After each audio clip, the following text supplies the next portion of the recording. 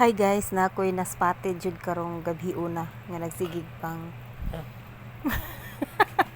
nagsigig panudlay tanawa guys kung unsa iyahang gibuhat. Nagtan-aw jud mi ani sa movie unya. Nagkalit ra jud ni siya kuwag sudlay unya. Basta gibati ni siya kaanyag. Nalingaw ko nga nagtan-aw niya ako jud ligi taguan ang akong cellphone nga nagvideo kay once makita ni niya akong cellphone nga nagvideo sa iya mo stop gyud ni siya ay tanawa ako jud ni siya gihipos unya murag mata na lang jud sa camera ang akong gi pa kuan ba gipa tutok jud sa iya para di jud niya makita.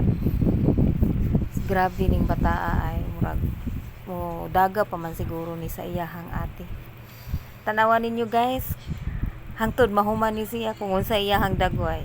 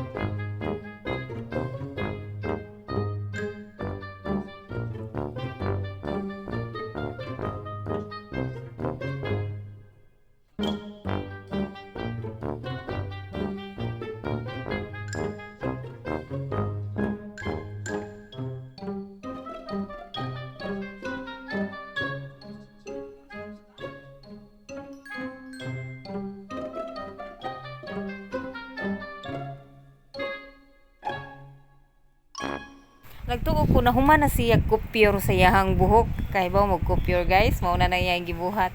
Grabe, kadugay kayo na human niyang pagwapa. Pero night time nga dili ni siya mang nudlay og tibuok adlaw. Karon milagro kaayo nga nanudlay siya nya nagatubang sa TV. Pag human niya adto sa CR nagtuo jud ko nga human na. Okay na. Sus di pa di ay. Di pa jud siya makontento. Yan na sa tarungon. Tanawa guys kung unsa niya ang buhaton ron.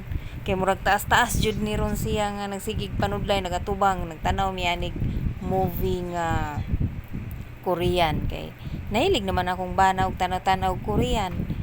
Ang kuyaw ani magstorya na ni Koreano noon di na ako kasabot.